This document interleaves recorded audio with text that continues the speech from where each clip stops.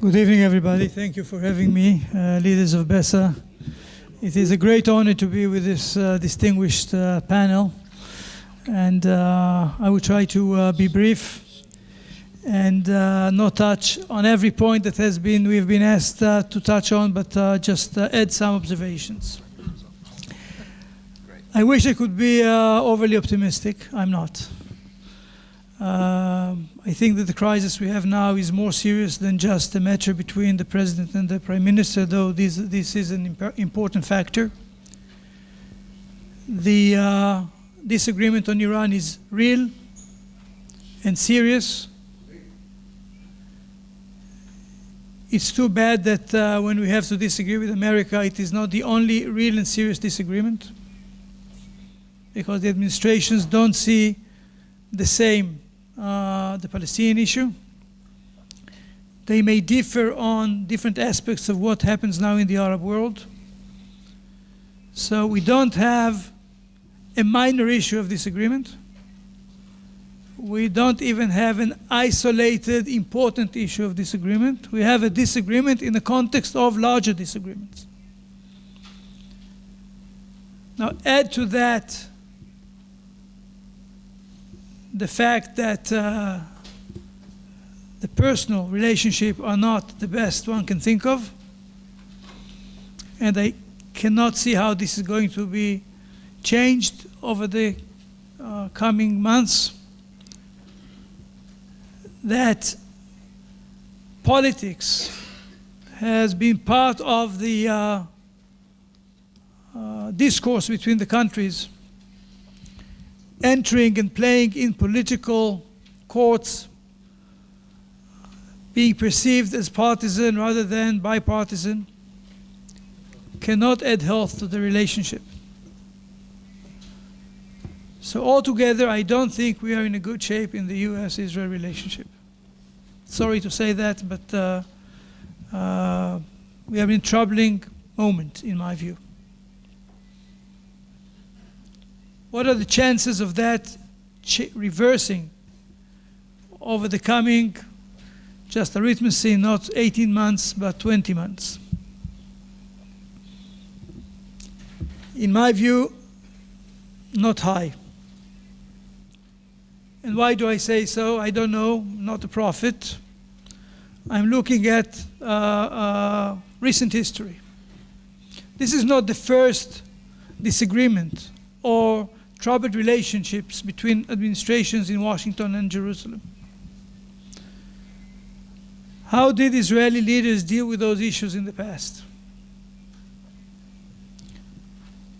US administration in 1977, when I was celebrating as a young Cherutnik, Likudnik, the victory of Begin, was hysterical about what they may expect from Menachem Begin as a prime minister. Begin first nominated Dayan to send a message, it is not going to be that bad, and then sent Dayan to meet with Sadat's representative, and came with a major initiative,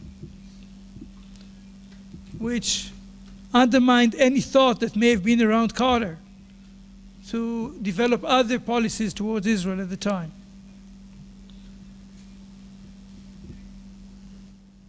Sharon, for whatever reason, reached a conclusion at the end or towards the end of the Intifada that Israel needed to go with a major initiative and offer disengagement. And in his view, supposedly at least, shut the windows on other thoughts or potential thoughts in the US at the time, because he had a plan that everybody had to react to and gain the support of the US administration. To a lesser degree, but to an extent, this is what Olmert did with Annapolis. So there were Israeli initiatives that changed the game.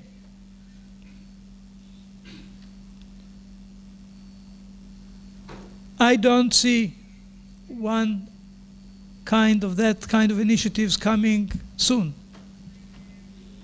To be fair, there is not much to work with around us.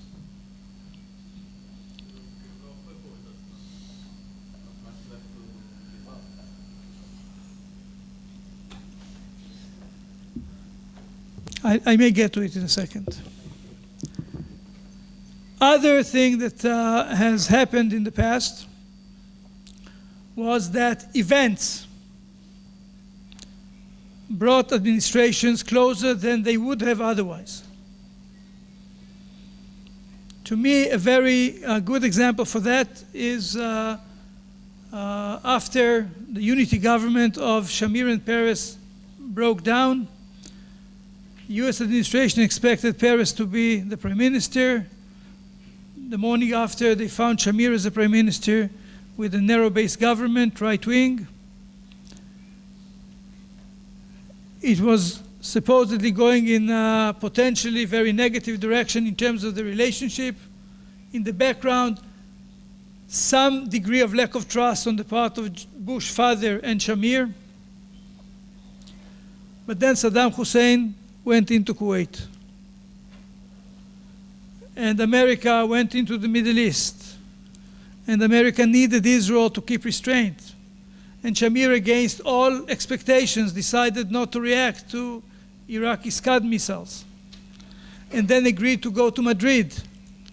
It did not take Bush's attitudes towards Israel and Shamir, and we saw that with the long guarantee affair in 1992, but still they could manage those 18 to 20 months in between. Will such an event occur in the coming months? Hard for me to predict. Maybe. So this is about the coming 18 months to 20 months. But looking forward, when we would look at the relationship on these 6 or 8 years in retrospect, how would we perceive them? What we can expect for the future? Often people say, and I think rightly so, that our relationships are based both on shared values and interests. And probably a very strong, to me very relevant gut feeling, positive gut feeling of so many Americans towards Israel and the Jewish people. So let me start with the interests. I believe the interests will stay there to support strong relations. It's true, America is likely to be less dependent on Middle Eastern oil, but not totally independent, and it's not about whether America needs the oil, but global economy and Middle Eastern oil. And secondly, the Middle East has proven that people here know to export not only oil, but terror as well. And if you look at major challenges to U.S. national security, both in nuclear proliferation and in terror, and the potential marriage of the two, Israel could and should be a key ally for the United States, or to the United States, in dealing with those issues. If you look at the past, the world would have looked different in terms of both nuclear proliferation and terror, if not for Israel's cooperation and actions, sometimes not coordinated actions, in those areas. So I think that the potential for shared interest is there. The big question mark to me is whether America would, or to which extent America would continue to have the desire to lead the world. Because if America continues the way it has been over the last 6 years, or at least has been perceived to be over the last 6 years, I think it would have or could have a very significant negative impact on how far our relationship can go based on interests. Let me move to values. First of all, it's not that simple. We talk about shared values. Americans not so much share values anymore. Like between red America and blue America, what's left shared? And when you are an ambassador to Washington, and you want to go to then Congressman Barney Frank from Massachusetts, who was the head of the banking committee, very important on Iran, sanctions. He is a declared gay. So he would be very proud in pro-gay policies of Israel. But you go the other side of the aisle to a Republican member of the House who hears about a parade in Haifa, Tel Aviv, or Jerusalem for gays and may have another opinion. I was there when the 2007-8 campaign took place. Healthcare was at the center of everything. Israel has a great healthcare, universal healthcare system. I was asking myself, should I make it a point of showing Americans how good Israel is? We spoke nothing about Israel's healthcare because we knew it would serve very well the Democrats and would kill us amongst Republicans. So America is significantly divided on values, which makes it, and Israel, by the way, is not that united on values, which makes the exercise of keeping the shared values not that easy anymore.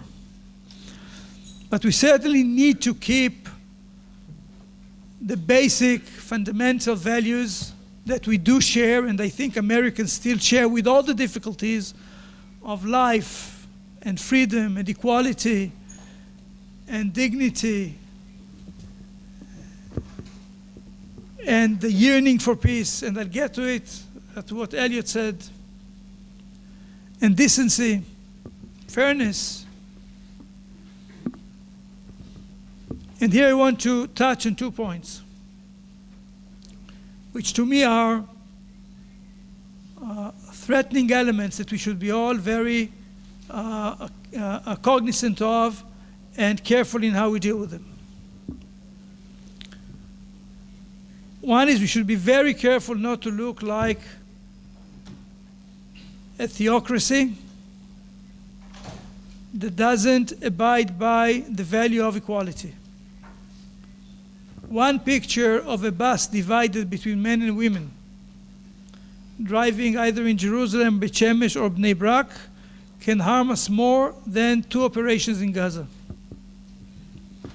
in my humble opinion. And we should be very aware of how we use the term of Jewish state, not to be understood as a religious state, but as a homeland of the Jewish people, as a people thing rather than as a religious thing. Second, yearning for peace. I don't think peace is around the corner. But what works against us in this respect is the continuous building beyond the Green Line, or in the communities beyond the Green Line. Now, I am a settler. I love the place. I think we have the rights for every square inch. But we should not be unaware of the negative influence of continued building, especially in areas that we officially claim we are going to negotiate on how people perceive us. Because we then are potentially perceived as not honest. It's not about the territories, it's not about the right, it's about how should one interpret one saying one thing and doing what is perceived to be the opposite thing. And I can tell you that I think while settlements have been, for the most part, up till now, and I don't mean now, but up till now generally, building an asset for Israel, on the assumption that some of this asset will stay as a fixed asset, and the rest will be an asset to replace with other assets, peace, security, what have you. The additional activity in this regard gradually becomes more of a liability than an asset to Israel's national interest.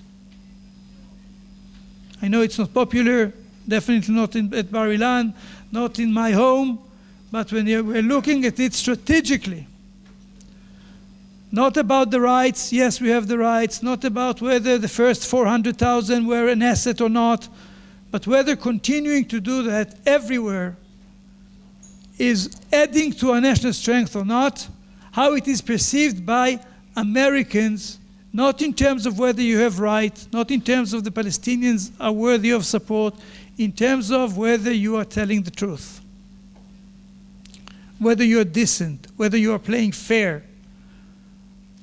To me, it is an issue of serious implications. So its interests, its values, it's the gut feeling. I agree with whoever here said that we are so lucky to have such gut support from so many Americans. We should never allow ourselves to lose it. Never allow ourselves to lose it. And one of the things here is keep bipartisan support as a sacred value for Israeli foreign policy. It's not easy. The intensity of support it is true that the intensity of support among Republicans and conservatives is higher than it is amongst Democrats today. The data shows it. But if you look at the history, when you look at the history of America, over the last 67 years of Israel's existence, Americans chose about 50% of the time to have Democratic presidents and 50% of the time Republican presidents. And we have no influence over that and will not ever have influence over that. And we should be very careful not to lose this support. Lastly, why is that, in my view, so important? Why is the support of the US for Israel is so important to the future of Israel? We all know our measurements. We are lucky that many out there think that we are many more. But we are a very small nation. Maybe 14 million, of whom only 40% have chosen to make Israel their home, their full home. So we are about 6-7 million here. We are surrounded, you know by whom. This is not going to change. If we look seriously at Jewish history of 4,000 years, Am levadad yishkon cannot be our national strategy. We need alliances, and we need strategic backing.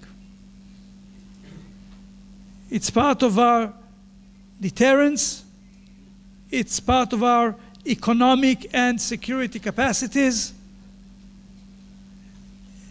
and it's essential. I don't want to use a stronger term, but it's at least essential to our existence. And there are no alternatives around. I don't see China replacing the US in support for Israel. I don't see India replacing the US in support for Israel. Not only that I don't see Europe with the desire to do so, I don't see them with the capacity to do so. So this is critical to our future. And there are things we don't have influence over. The major directions of America in terms of demography, culture, ethics, vibrancy, are beyond our influence. We can only watch, and for those of us who believe, pray, but at least on what we can do, especially in working to improve the relationship, prevent or avoid from doing harm, focusing on investing in the values, in the interests, in broadening to new populations, we should work very hard at, because it's very, very important for the future of the State of Israel. Thank you.